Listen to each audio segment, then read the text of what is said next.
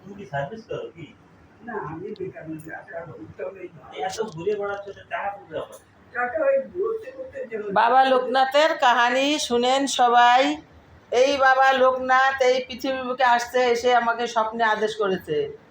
আমি অনেক দুঃখের ভিতরে ছিলাম, তাই বাবা আমাকে আদেশ করলো যে আমাকে এখানে বসা আর তুই জাগা। আমার মায়ের নাম কমলা, তোর নাম কমলা, তাই আমি বাবাকে বসালাম।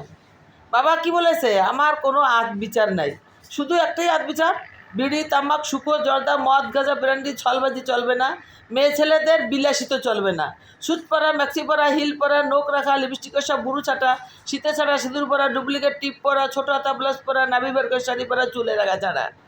4:30টার ভিতরে ঘরের দূরে জল দিতে হবে, 5:30 থেকে 6টার ভিতরে প্রদীপ জ্বালাতে হবে। তাই বাবার আদেশ মাইনে চলি।